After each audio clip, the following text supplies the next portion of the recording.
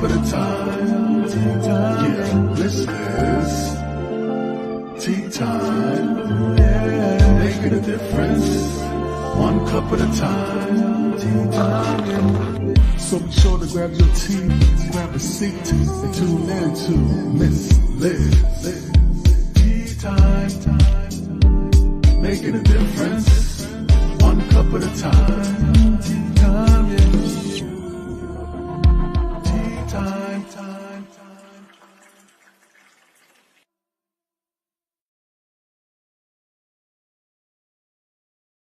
Well, welcome to Tea Time. You know what time that means. It means that Miss Liz is here to tell you another story with some more words and some incredible guests. That's right. We do it different on Tea Time with Miss Liz. We don't serve a beverage. We serve storytelling and words and incredible stories and incredible individuals from across the globe.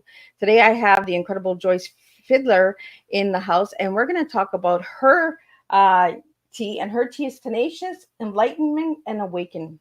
We're going to talk about her incredible book, which I got to read. I got my own copy. So be sure to check that out. We're going to put the links and all of that in the comment section for you to grab your copy as well. But before we get started, we're going to get you over to Miss Liz's YouTube channel. We're going to get you to ring that little doorbell, and then you'll be notified when these tea times are live, or you can watch a replay tea time, which I have over 300 plus interviews with over 67 different countries from all walks of life. And I guarantee that there's one topic on there that will grab your tea and grab your attention. And I encourage everyone to just share these tea times, get them out. If they resonate and you think that it'll help a friend, or it's just a good conversation or a good time to listen to something different, then Miss Liz is a place to check out and share. So let's get started with the disclaimer and the bio, and then we're going to get Joyce in here. And I hope I'm saying her last name right. If not, I'm going to get her to pronounce it for me when I get her out here.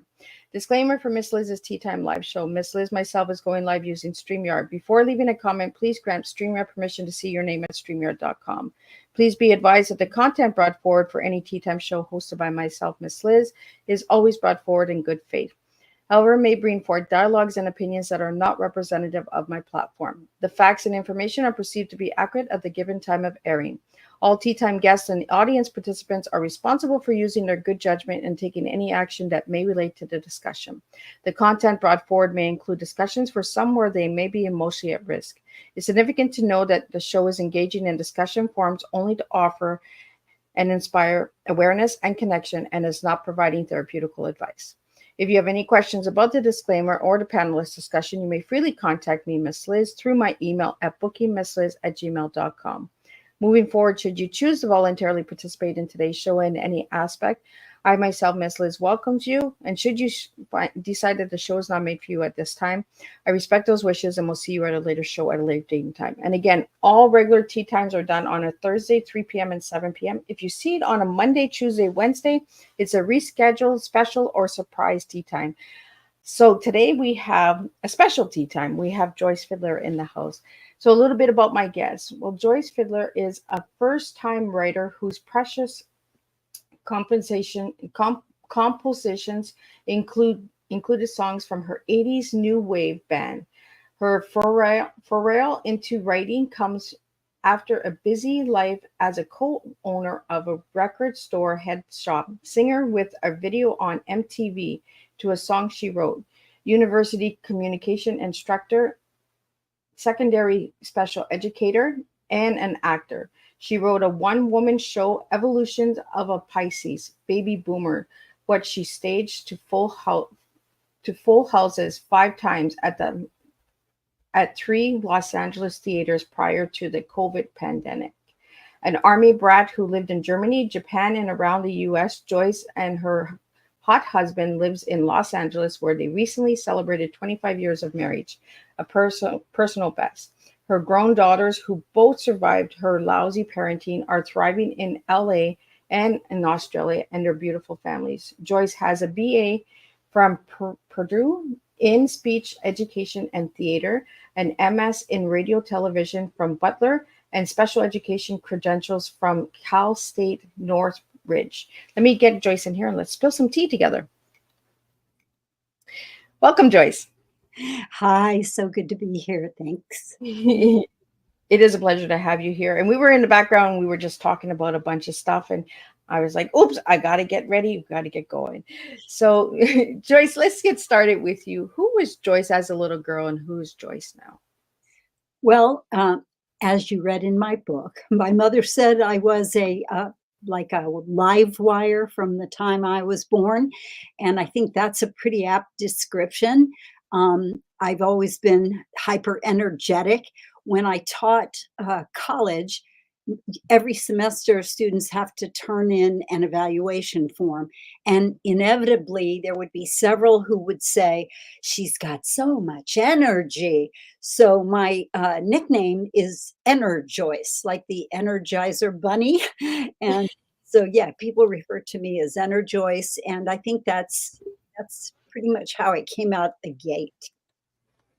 So, Joyce, have you changed much as a grown woman? I wouldn't say so. I was When I was in elementary school, I remember I used to out on the playground at recess, I would chase boys around and get them down on the ground and kiss them, or make them kiss me.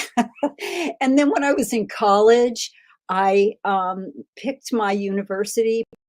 Purdue was, I selected it because they had, in their student ratio, they had 7 men to every woman. And I was like, sign me up. That sounds like a great place to go. And to this day, I'd say I'm pretty boy crazy. I'm really happy that I am married to the man that I am, but I was boy crazy as an adult. And 10 years into my first marriage, I think, again, as you read in the book, I told my husband I wanted to date and promptly met a younger guy who I was crazy about. So I moved him in with us for only the last 6 years of our marriage. Well, what I really liked about your book, and I read your book, and like I told you, I'm going to read it again because it's such an easy read, right? So, what I like is I like a free flowing book. But like I had mentioned to you before we went live, some of the chapters did trigger me, and I'm good with that. You talk about addictions and recovery and stuff as well, which we'll get into a little later in the show. But I just love to talk the book. It reminds me of the 80s. Yes. It reminds me of MTV, and we'll be talking about that. It reminds me of fun times and free falling, like where we had the bell bottom pants and the hippie, and where we were able to say, hey dude, like, how you doing, dude? And you know what I mean? Like, we don't talk like that anymore. But Totally. the book was really an easy read, and I really want to thank you for sending me a personal signed copy as well, Joyce, because I love when my guests and me connect that well, right? And I can say, you know what, I read the book and I know this author. But the evolution of a baby boomer. And what I really loved about it is Miss Liz is partnered with babyboomer.org. So we got baby boomers listening to Teatime. Yay! Awesome. Hey, y'all. So Joyce, can you tell me a little bit about the evolution of a baby boomer? Well, I started writing the book 20 years ago. My mother was going through some health stuff, and I was spending a lot of time at the hospital while she had her treatments. She was going into a hyperbaric oxygenation tank in order to heal some wounds. And I had to be there at 4 or 5 hours at a time. So I just thought, well, what am I doing? I'll just start writing. And then when I married my now husband, he said he saw all these legal pads and he said, what is all this? I said, oh, I was writing and I thought maybe I'd turn it into a book someday. And he said, well, you should do it. And so I took a class. I'm in LA, and you can find a class on anything. And so I took a class called How to Write a Memoir, and it was a weekend class. And then and I just kind of followed the script that the teacher gave us, which was quite a simple one. Basically, if any of your listeners, any baby boomers out there thinking about writing your story, I encourage you to do it. And the thing she said is write down I don't remember if it was 10 or 12 most exciting, most interesting things that have happened in your life, because no one wants to read about the dull stuff. they really want to read about the adventures. And so I wrote it, and then I just set it aside, didn't really, develop it into much. Took another, that initial script ended up like 250 pages. And then several years later, I met a woman who was a writer, and she told me about an online class. I took that, and the book shrank down to 150 pages. And then I didn't do anything with it for a long time. And then somebody told me about a one-woman show class. And I thought, and I went there and I thought, I'm going to write a one-woman show. Because as an actor, you sit around waiting for a job, or you create your own work. And with the technology today, people can shoot their own videos. They can, do so many things. But I wrote my own one-woman show from the topics in the book. And then, but when you're staging it, you have to have a way to bring the story to life. So I added the word Pisces because that's my astrological sign. And that's what I kind of guessed. I was like, that has to be her sign. Oh yes, for sure. And I had these two characters in the solo show. One was Sam, and he was like a salmon swimming upstream. He was the guy that goes against the grain, the one always, trying to beat the system. And then I had Flo, the other part of myself, which is the one that goes with the flow. And, she's the peacemaking part of me. And so it was fun to stage it. And then I set it aside and didn't do anything with it. And now I'm on the cusp of my 75th birthday. I'll turn 75 in February. And at my age, every week or month, I'm hearing about another friend or acquaintance or someone in the media who I've loved their whole career, and they're dying or they're diagnosed with some critical illness. And I thought, really? You're going to die with your book in a box under your bed? Why not pull it out and do something? So about exactly 1 year ago, I pulled it out, and I found somebody online who taught self-publishing. And I sort of had that person guide me through the process of how to get it from the box and to the bookshelf. I've never heard of that. And I know that there's many of us out there that are writers, right? That we write a book and we just put it under the bed, and then we do pass away, and we all pass, and somebody finds this and they're like, well, why did they ever not publish this? Why did they just, because we're always waiting for that perfect time when we should just put it out, like just do it, Exactly. And that's what I was told a year ago was just do it. Yes. Whether people like it or not, try it. If you don't Yes. try, you don't know, right? So I really like that you tried it and that you went and you did this book. And your subtitle of this book is Life Beyond Sex, Drugs, and Rock and Roll. Well, you had me right there. I was just like, those are things that we talk about, in the 80s. Yes. We talk a little bit about it now, but not as much as we did back then, when, Right. We were in the like middle of it. right. We were, where we went and did burning bras and stuff like that. We don't talk about that stuff. Were you part of that? Oh, Joyce, God, burning yes. bras? Oh my gosh. Yes, yes, yes. In fact, I was a camp counselor while I was in college, after my sophomore year, I think. And I went away to camp, and I decided that I wasn't going to shave my legs or shave my armpits anymore. I had seen a movie, and she took her shirt off and she had this, hair under her arms. And I thought, oh, that's hot. And my then husband I said, did you think that was sexy? He said, yeah. I said, oh, I'm not shaving anymore. So my parents drove me up to this camp, and they said, we're not driving you up there unless you shave those arms and legs. So they made me shave before I got in the car. And then I didn't shave the whole 8 weeks that I was away at the camp. And so I became this role model for these kids at camp, and they all went home with their her arms and legs all grown out, all hippie style. But it was free back then. It was fun. Like, you know, you didn't really care about what anybody thought back then. You just did what felt good, right? Comfortable. Right. Now I Um, have an 11-year-old granddaughter, and she's starting to have hair under her armpits and on her legs, and she's got a mustache. She's got a pretty hairy dad and stuff.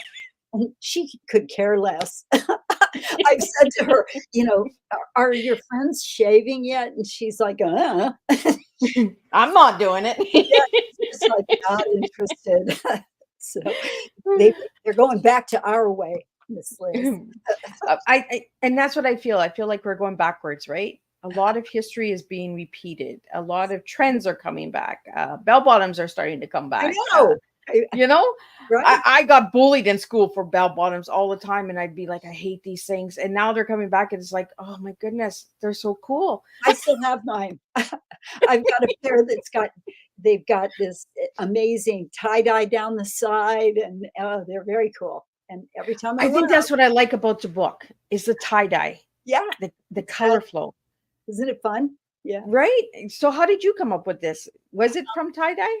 No, a woman, you know, that group that I was in, where the guy was teaching me self-publishing, I put a cover up that I had in mind. And, you know, he had a thing where you could just put stuff up and people could give you feedback, and they were all like, yeah, I'm not feeling it. so I, And not doing that. right. So I know this lady who's a designer. Her name is on the back of the book. Her name is Aviva Heston. And she, I said to her, I think I need something a little more vibrant. And so she came up with that design. And I've had so many compliments on it. It really does capture the vibe of the book, wouldn't you say? And my whole life at that time. So Well, and the story has a nice flow, right? It goes up and down. It's right. like the flow of the colors on the cover. Right. You know, you go from heartache to parenthood to addictions and recovery to finding out that you had Graves' disease. You know, like it's a personal memoir. It's a beautiful book. It's really done well. I really, really love it, Joyce. I want to get into, let's start with the MTV. Because in the book, I'm just going to give little key things for people to go and grab the book. So I don't want to give the book away too much. We don't want to share too much because we want people to grab a copy. But let's talk about the MTV, the rejection letter, and then the next day, that phone call. Let's talk a little bit about that. Right. Well, MTV was a new medium right when I was in graduate school. And I was getting my master's in radio and television, and I had this class in cinematography, and he gave us a homework assignment. And I found out somehow, you know, there was no internet really happening yet. And I found out the specs for an MTV television show called The Basement Tapes. And it was like a precursor to the competition shows that are on television now, where the audience calls in and votes for their favorite singer or their favorite dancers or whatever. And this was playing unknown videos of unknown bands. And I took it into class, and I said to my teacher, how would I have to shoot my homework so it fits the specifications for MTV? And he said, well, you're going to have to shoot it on film. And there were no cell phones. You couldn't just shoot it, you know, yourself. And I had to hire a production company, and it cost $10,000 to hire this company. It also cost us $10,000 to record the song that we were doing. And it was a song I wrote. I wanted to write a nonsense lyric like da do do do da da da da or da do run run. I don't know. I like that one. The do run run run. Yes. And you know, the music back then had like a little flow to it where you wanted to get into it, right? Yes. Get into the chorus. Exactly. And so I wanted to I wanted to shoot this music video so I could turn it in as my homework. So I'm not sure the guy had ever had a student pay $10,000 to shoot their homework before. But once it was finished, I sent it into MTV and I got the form letter back. And basically it said, don't call us, we'll call you. We'll let you know in 6 weeks if we're going to play it. You know, I just wanted to scream or get high because I was so disappointed. And yeah, the next day I got a FedEx letter, or I got a phone call, and she said, we're going to FedEx the paperwork, have all your band members sign the release, and we're playing your video right away. And so they did. So Joyce, how was that feeling? Like you were rejected, and then you got you got the phone call, right? Like that, and that was in a matter of a couple of days, correct? Yes, it was, you know, thankfully it was a quick turnaround. So I was in the depths of despair, and 2 days later, you know, I got the phone call. So, you know, thankfully I had the bandmates to all kind of sympathize with me. So, you know, and then we also got to celebrate together. We got together to sign the papers and celebrate. And then when the show aired, we got to all sit down and watch it together. So, Well, the reason that I asked you that is because, you know, it's the up and downs, right? yep, In that field, in film and industry and music and all of that, right? It's the up, the down, the up, the down. No, we're not going to take that song, but we're going to take this song. We're not going to take that film. We're going to do this film, you right. know? Oh yeah, I had it just last week. I had an audition for a feature film. I haven't heard crickets, you know, so you just do your best and you put it out there, and so you win some, you lose some. You know, I've Yeah. had the biggest auditions of my life in the last 6 months. I mean, one of the auditions was for a feature film that would have absolutely changed my life. Didn't get it, and I couldn't have done anything more to try to get it. It was a singing audition. There was singing involved in the character, and I hired the guy who is the vocal coach for the show The Voice, because I live in LA and She happened has to connections. just happened to know the guy. And, you know I did a good job. In fact, the casting director has called me back in for something more. So I know there wasn't anything wrong with my audition, but I saw an illustration of the film that is coming. And my character in that illustration was somebody really big. So they decided Oh, to go with a big, heavy woman. Well, that's not me. You know, you win some, you well, lose we some. could wrap some pillows and some duct tape around you.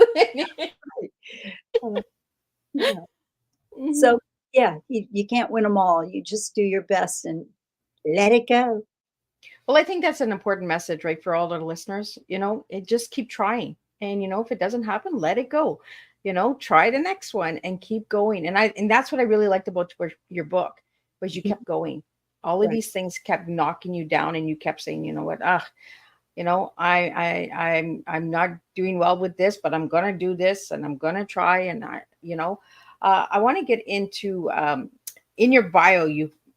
When I read it, I was like, why would you put both of your daughters have survived lousy parenting. Hmm. So let's talk about lousy parenting, because for the listeners out there, they might want to know why you said that. Well, it's my sobriety was actually hinged on my daughters, and by that I mean my daughters were 13 and 16 when I got sober, and by sober I mean I was a daily pot smoker from the age of 20 to the age of 40. In fact, I started smoking at that camp I was talking about earlier that my parents were driving me to. They drove me up to Wisconsin from Indiana. And at that camp, a counselor invited me to go into town, and we sat down on a baseball diamond, and she passed me a joint, and I smoked that joint, and I fell madly in love. And I thought, I am going to do this till the day I die. I loved the way it made me feel. And I was 20 years old. And by today's standards, that is so late to start smoking or drinking. I really didn't drink much until I turned 21. But my children came along, and all of a sudden, my first daughter was born when I was 24, and my second one when I was 27. I got married at age 21 to the first guy I ever slept with. And then by the time they were teenagers at 13 and 16, when I was going to leave Indiana and move to LA to pursue my dreams, they just said they'd had it with me. And by that, the lousy parenting involved, like I said, I moved a guy into our house. And, so they were in the position of having to answer their friends who were going, well, who does your mom love? Does she love your dad or does she love her boyfriend? And I had a girlfriend who's driving, and this conversation is in the back seat when she's taking the girls home from Girl Scouts. And she says, my daughter goes, oh no, she loves them both, like he does. But what kid wants to have to be answering questions like that, And Yeah. I would do things like, I was always very active. I'd show up, I'd be the room mother, but I'd show up like an idiot. I mean, it's a Valentine party, so I'm going to wear red fishnet stockings and a red mini dress with heart buttons. How adorable, Again, just no regard for how humiliating it was for my daughter to have to say, "Ugh, that's my mother." Um, so it's that kind of lousy parenting. It's like just being absolutely oblivious to their feelings and how my behavior impacted them. Um, I was on the natch, I'm loud and I'm a screamer. That's how my mother, behaved, yell at the kids to do their chores or whatever. And so that would be me. I'd be like, get this filthy place cleaned up, and if I were high, I'd be like, girls, you need to vacuum. And, So it was and an up and down, right? It was yeah, what and what then, what what are we getting today from mom? right. And then they would go, she's been smoking.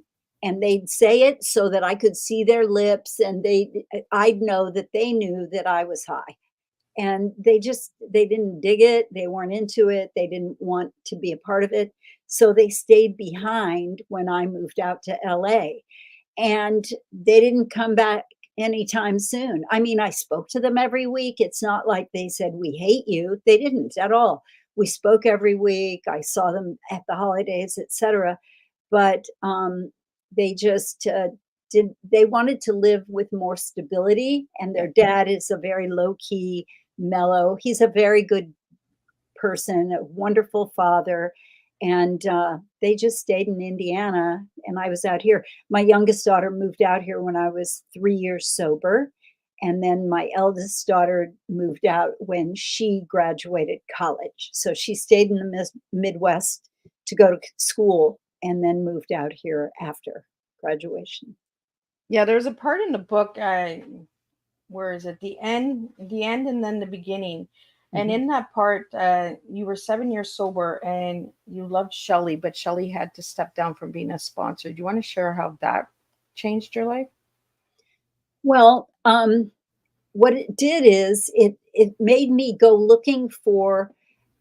I had always had um, someone helping me with my sobriety, somebody with more time than I had, who could sort of give me pointers on how to navigate through my life without pot and without booze.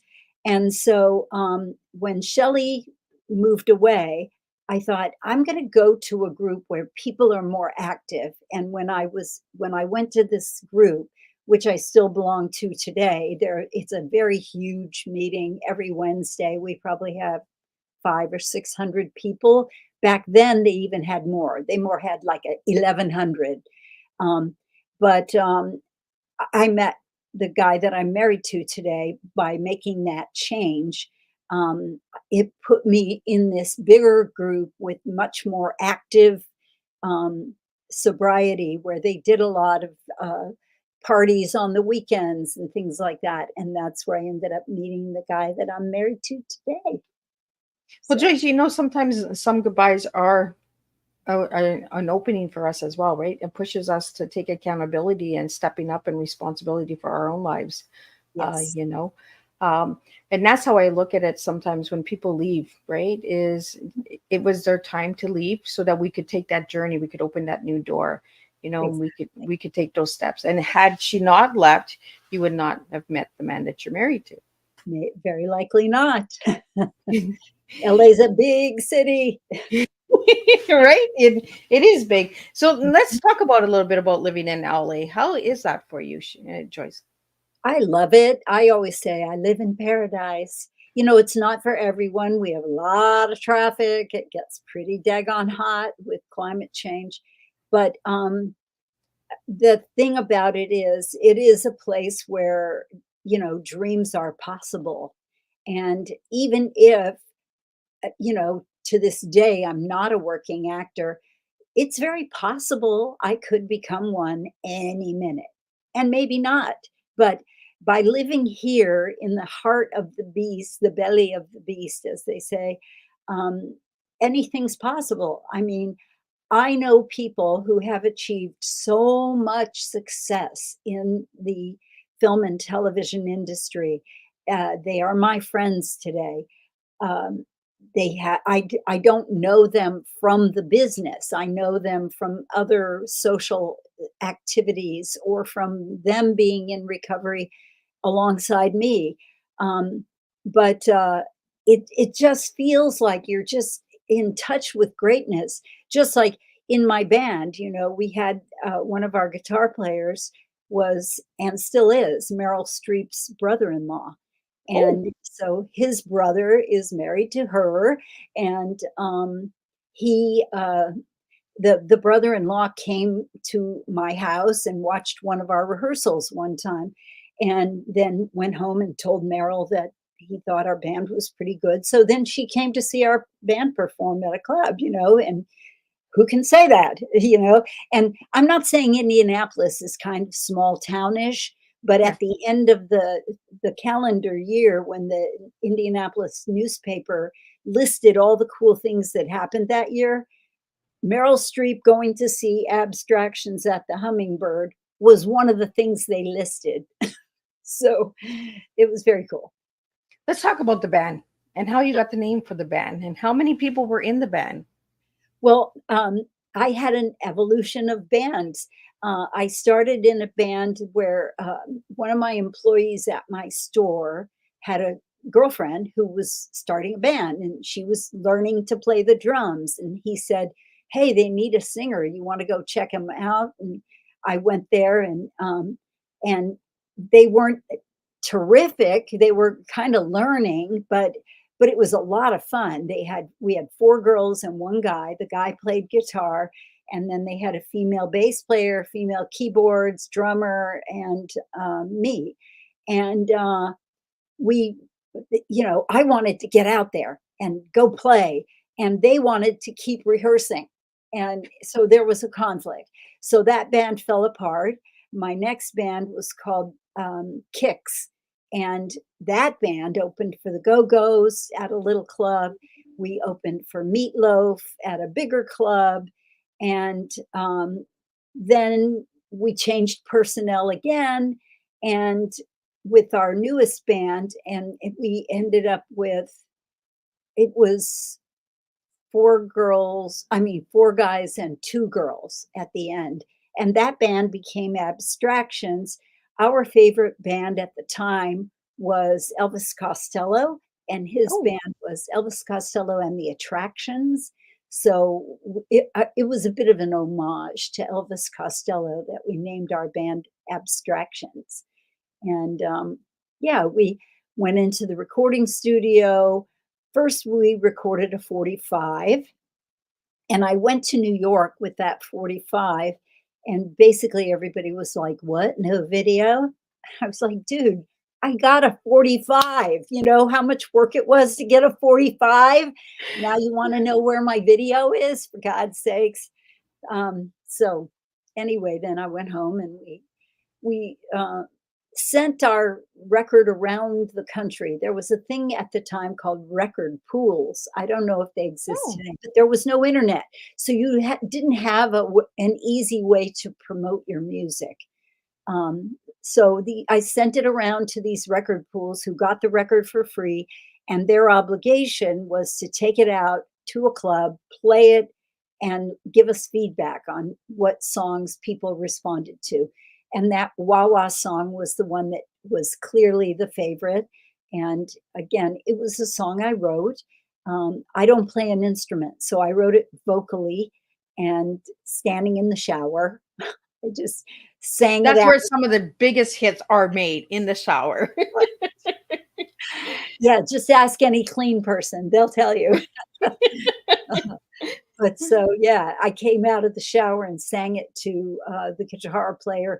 At that time, we had a female lead guitarist, and she added an intro to it. And so, in the ownership of that Wah Wah song, she and I are the co-writers. And then we shot the video to that.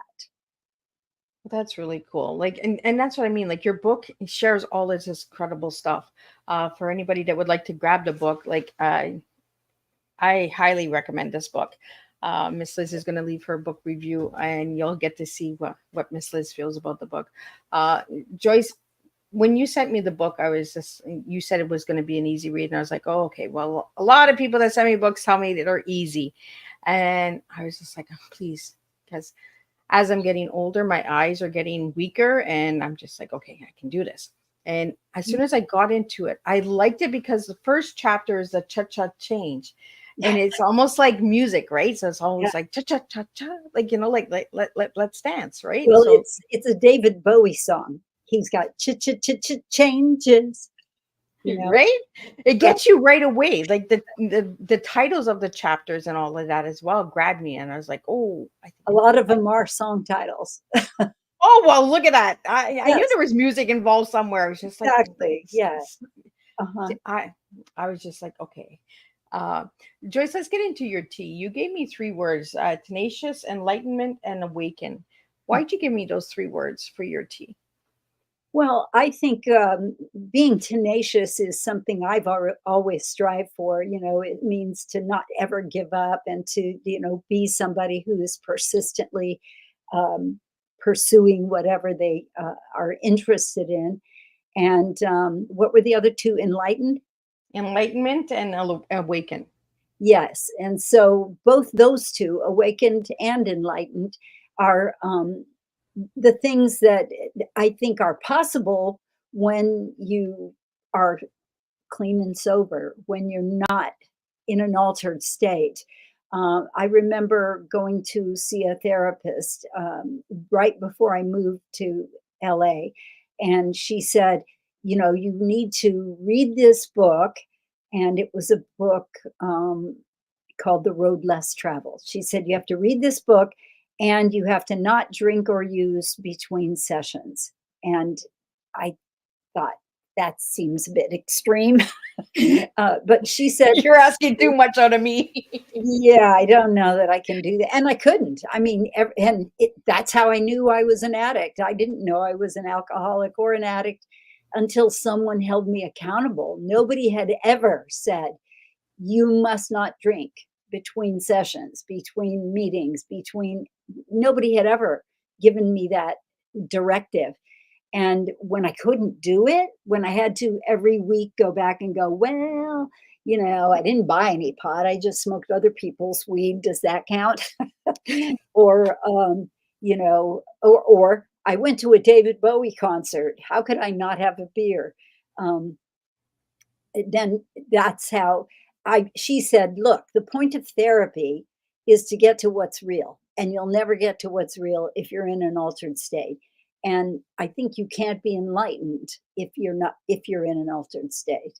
Yeah. So it's sort of my goal, at this age and has been for the last 34 years to try to be as present for whatever is happening at all times, and it's not that hard to do, although it can be, when you run into those rough spots, like, aging parents or kids making bad decisions or your, you know, Yeah. friends having trauma. Uh, there are a million reasons why it can be difficult to stay serene, but I think if it's your primary focus each day, then it's easier. So, Yeah. Well, and there was another chapter in your book that really grabbed my attention, and it was in the middle of the book. I'm just looking for it here. New face, new body, new life.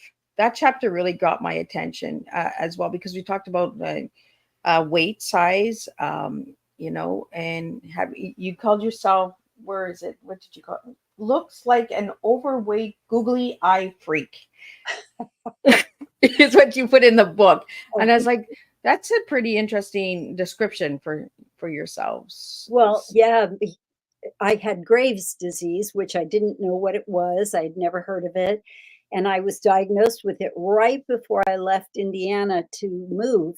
And one of the things it does is it creates swelling behind the eyes and pushes the eyeballs forward so they're bulgy.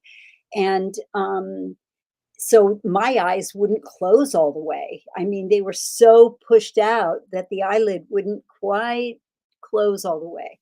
And yeah, and Graves can affect people one of two ways. Some people lose an extreme amount of weight, and that's how they know they have the disease. Other people, like in my case, I had insatiable appetite. So I would eat all this food and still be starving. And it was the thyroid that was making me feel that way. And so when I had Graves, I weighed more than I weighed at 9 months pregnant, both pregnancies. I weighed more. Wow. And it was pretty traumatic. It was like, what is this? I'd look in the mirror and not recognize myself. And the timing couldn't be worse. Here I was moving to LA, hoping to work my way into the film and television industry. And here I looked like this complete freak. I didn't look anything like myself. And I ended up having to have several eye surgeries to deal with those bulgy eyes. And they had to give me a thing called radioiodine back in Indiana and before I left. And, it's kind of creepy. Somebody's got these space age gloves on and they're handing you this beverage in a leaded cup and you're supposed to drink it. It's like, you won't touch it, but I am supposed to drink it. Okay. So are you still living with Graves' disease? Well, no, they said that the radioiodine would either kill the thyroid, which would be inconsequential, or it would make it go normal, or it would make it go low. And in my case, it made it go low because Graves means your thyroid is elevated and it's dangerous. Your heart is racing and you can have a stroke, you can have a heart attack. It's very dangerous. You can't live with untreated Graves' disease. So, yeah, mine went low and I have to take a little tiny thyroid pill every day. And I've been taking them for 35 years. So is there a certain age when that hits a person? Is it for women, for men? No, it's an autoimmune disease like diabetes. It just, either you have it or you don't. And in my case, my kids and I all have autoimmune issues. We all have our own special one, but yeah, we all do. So I love your attitude with life, with everything that you've been through. Like you're that mom that I want to hang out with, right? Like, that's my mom. Oh, okay. Well, let me go hang out with mom. I appreciate that. Thank you. So Joyce, I want to get into your word, because your word that you gave me was energetic, and we talked about it at the beginning of the show. You were the Energizer Bunny. So when you hear that word energetic, what do you think of besides the bunny? Well, I think of, a calendar that is ridiculous. Like last night at 7:30, I had 3 places I was supposed to be. I volunteer with a political group here in the US. We have two major parties, and I'm very active in one of the parties, and I'm on the board. And they had moved their meeting to last night. Then somebody had asked me to be a speaker at a Marijuana Anonymous meeting and talk about my recovery. And I'm also on a committee at my church where I go to a church that has no creed and no dogma. So it's not a a big, it's Unitarian Universalism. And I'm on the worship committee. And all three of those were supposed to meet simultaneously. That's what happens if you're the Joyce. When I tell people how many things I've done in a given day, they just go, I'm exhausted just hearing your list. I mean, because here we are. I was at a meeting at 7 a.m. It's my regular meeting that I go to on Tuesdays where I have a commitment. And then I went from there to my church where we have a houseless drop-in center and people come for a free meal. And we've got a clothing closet, and I work in the clothing closet, passing out socks and underwear and, use jeans and t-shirts and whatnot. So I was there. Then I came home, did my walk in the neighborhood, took a shower, and now here I am with you. And, in LA, it's not yet 1 o'clock. She's still got another 8 hours of entertainment to do, guys. Right. Yeah. I'm going to be watching a Dodger game tonight. And, just I have a big, full life, which is helpful because if things don't go your way on any given day, you can always just go next. Oh, that didn't work out the way I wanted. Oh, well, next. What's next on my agenda? You know what I mean? And I know people who are 75 who are my age, and they can barely move, or they can barely, drive, or they have so many things that are hindering them from having a big, vibrant life. My husband is 12 years my junior, so he is 62. I am 75. I'm 74, excuse me, I'll be 75. But we're having this trip called 100 Years of Life and Love. We've named the trip, which is going to be, we're going for the holidays to Australia and Tasmania. And we're going to be celebrating my upcoming 75th birthday and our 25th wedding anniversary. So, he is a pretty active guy, but I always am more active than he. and, and he's 12 years younger. But, while I did all that stuff today, he was home. He was taking the easy flow before the big flow comes, right? Right. Well, and to be honest, he was sleeping in, but I put clothes in the washer before I left the house for that 7 a.m. meeting. He put them in the dryer and took them out.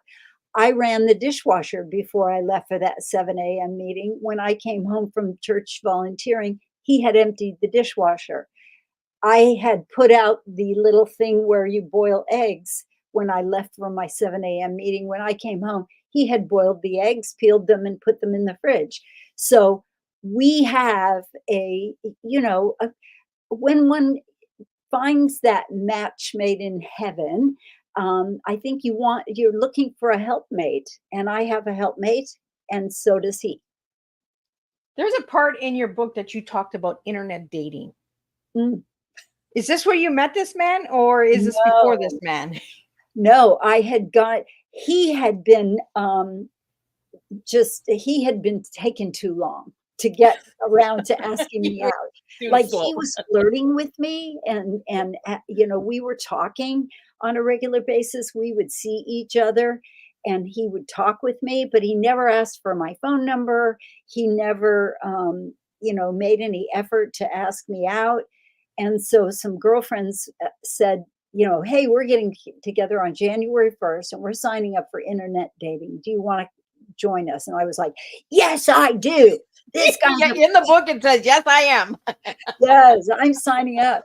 And I thought the idea was neat. I liked the idea of kind of being able to shop for a guy. You know what I mean? So I would be able to put in, I'm looking for this kind of guy. And then if I didn't get any responses, I'd say, okay, how about this kind of guy? And I just tweak a few descriptors and then some names would pop up.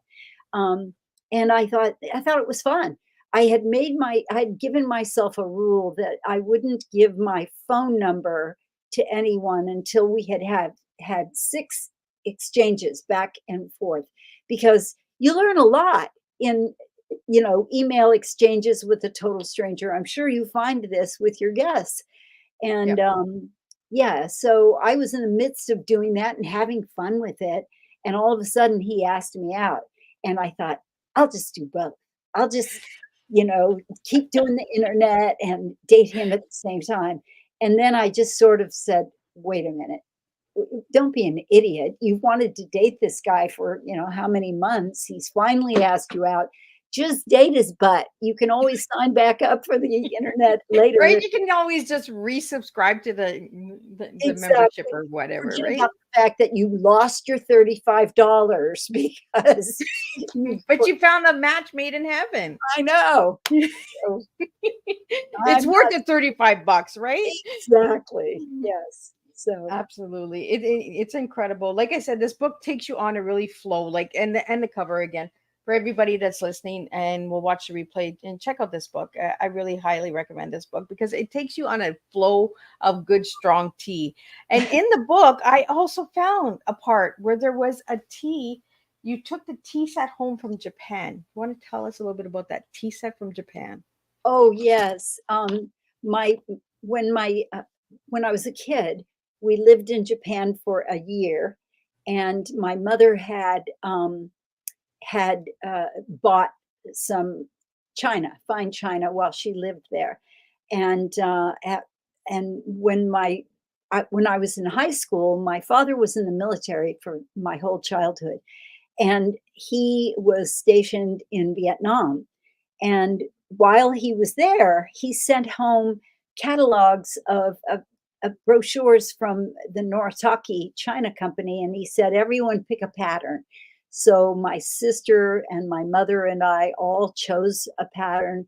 And at one point, when my parents were elderly and my mother was starting to, I was going to move them from Indiana out to LA.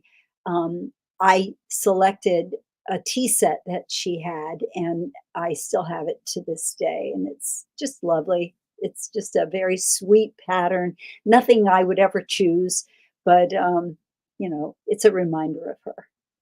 And that's what I love about tea is the story behind it, right? Mhm. Like, where were you? Who were you with? Who made it? Who painted it? Who drank from it? There's so much stories that are in that one teacup or that one tea set, Right. and it brings back those memories and the moments, and that's why I love tea. I'm not a big tea drinker, but I love sharing tea stories, on how we all come together. Because you can have juice in there, you can have wine in there, you can have, chocolate milk. I've done a tea party where there was chocolate milk instead of tea, and people were like, this is a tea party, right? Yeah, but we can have chocolate milk in a teacup, can we not? Can we not be different? Well, I'm Um, a big tea drinker. I like to drink it, but I don't drink caffeine. So I'm one of those weird people who I've never had a cup of coffee. yeah. So it's tea for me. Yeah, well, I'm with my granddaughter. I'm always like, whatever you want to put in your cup, sweetheart.